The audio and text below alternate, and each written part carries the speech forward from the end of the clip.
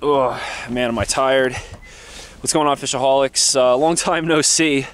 I think I haven't made a video in 2 or 3 weeks now, and you know, it's not that I haven't been fishing, but the weather's been poor, and then when I have gone fishing, the fishing's been poor, and you know, just in the last week up in Cape Cod, I fished 3 or 4 times for you know, some holdover you know, schoolie stripers.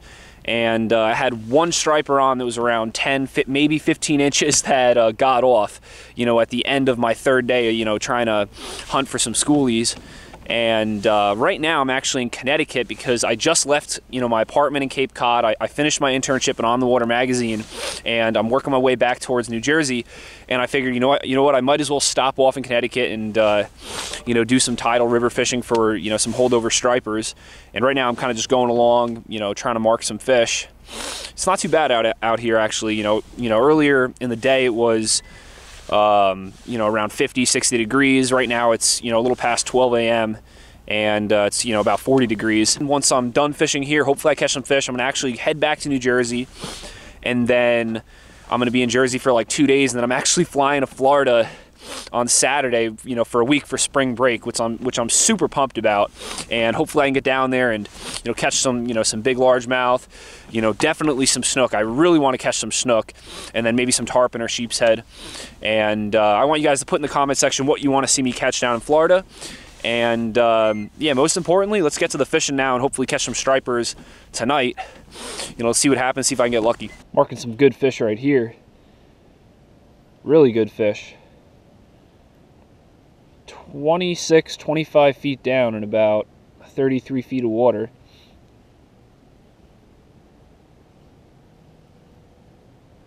Just got to jig my little jig in front of their face, bump them on the nose, maybe get a bite. I'm going to try a different bait.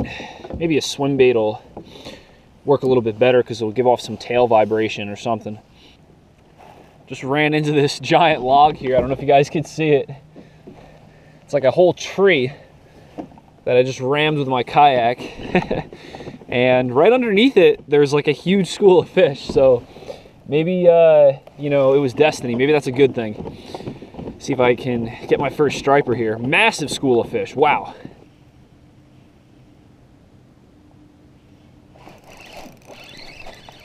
There's one. Found one. Oh, he came off. Ah.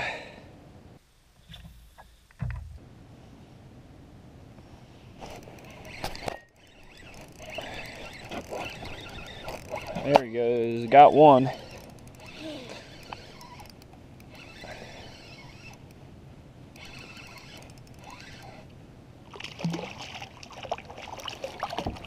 Woo! There we go.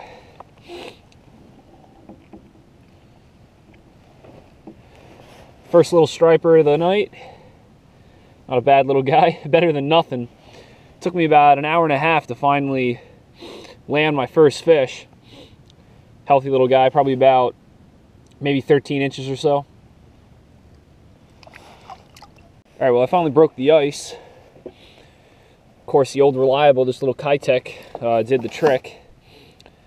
And I kind of have a feeling where I think they're hanging out. I pretty much was, you know, altering, you know, my retrieve of the Swimbait, and I think I'm kind of dialing into how these fish want this, you know, bait retrieved through the water column back to the kayak.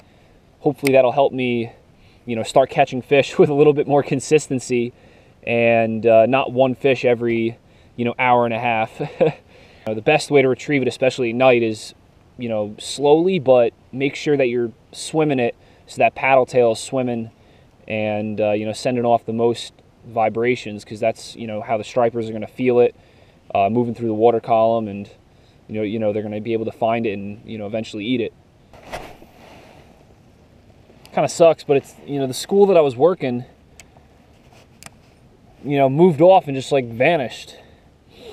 I got barely any fish, you know, on the screen or below the kayak, and I went down river actually, and then back up river, and you know, probably, you know, pedaled, you know, about a quarter mile looking for, you know, a fresh school of fish, and you know, really didn't find anything. So I'm kind of just blind casting right now, hoping that, you know, I pull my swim bait by a fish, which is probably not the best idea, but I'm just not finding too many, you know, schools of fish right now.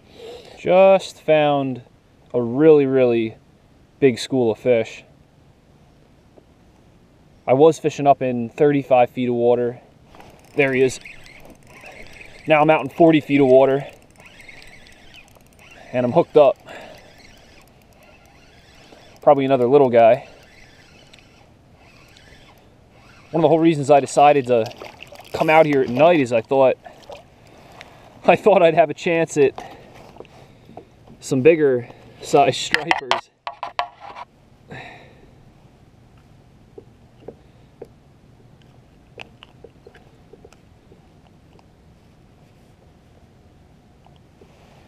Look at the size of that little guy. Woo! Monster.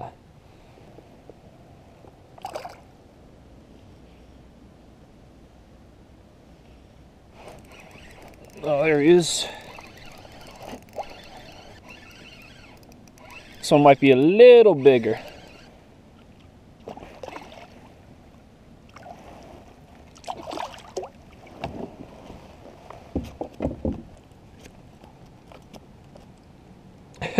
Look at this. I didn't even get this guy on the inside of the mouth. Right on the outside of the mouth. They're all about the same size. All right, one more final cast, then I'm gonna get out of here. I'm starting to get a little nippy out here. Can't feel my toes. I lied, I was gonna take one more cast. Last cast disease. Last cast diseasing and freezing. I really, really want to go, but then I really, really want to catch one more fish.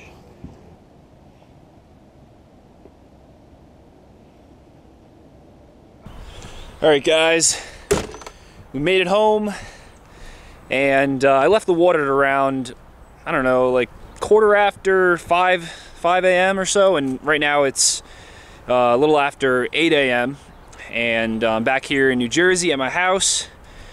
And yeah, after my camera battery light died, I pretty much just was like, you know, I gotta head home. I'm exhausted. My excursion, which wanted to only be like a couple hours of fishing, you know, on my way home, ended up in turning into an all-nighter. But you know, it kind of feels kind of cool doing an all-nighter, going out there just straight up, just fishing hard. And I really had to fish hard to catch the fish I did. You know, I planned on going there and, like I said, just fishing for an hour or two and catching, you know, 10, 20 stripers, you know, more than, you know, than I would ever need to make a video. And I really had to work hard for my fish. I think I caught 5 or 6. I caught a couple fish off camera, just because I had to go up and down the river, you know, a lot, just to try and find actively feeding schools of fish. And yeah, finally I'm home at least. And today's Thursday. I'm going to Florida on Saturday, so in 2 days. And I also wanted to show you guys my brand new St.Croix Tidemaster travel spinning rod, which I'm really psyched about. This is my first Tidemaster travel rod. I have a couple, or I have 3 Tidemaster fishing rods, and this one though is something a little different, and it's probably going to be my main tool down in Florida. Okay, so this is a 3-piece travel spinning rod. Boom. Put this final tip on. Boom.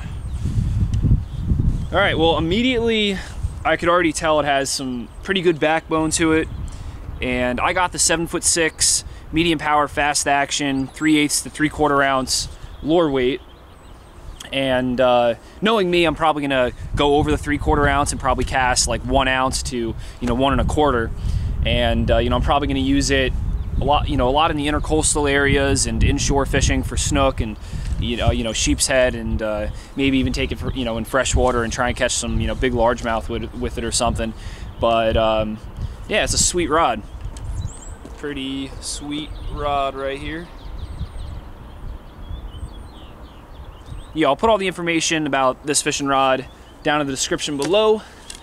And yeah, I hope you guys enjoyed this diaper striper video. Sadly, there weren't any bigger, you know, stripers caught, but hey, it's fishing, and you know, I don't fish that river as much as I wish I could, and you know, then I probably would have more experience, and I probably would catch a lot bigger fish, and kind of have an idea of where those bigger fish hang out. And you know, at least I got out there though, and you know, did an all-nighter, and you know, had some fun and caught some fish. And well, I don't know about have fun. I mean, I froze my ass off out there to make this video for you guys. But thanks for watching. If you haven't already subscribed, make sure you subscribe so you know when I post future videos. And yeah, thanks for watching. And I guess next time I'll see you, I'll be down in Florida. So never forget, live to fish, fish to live.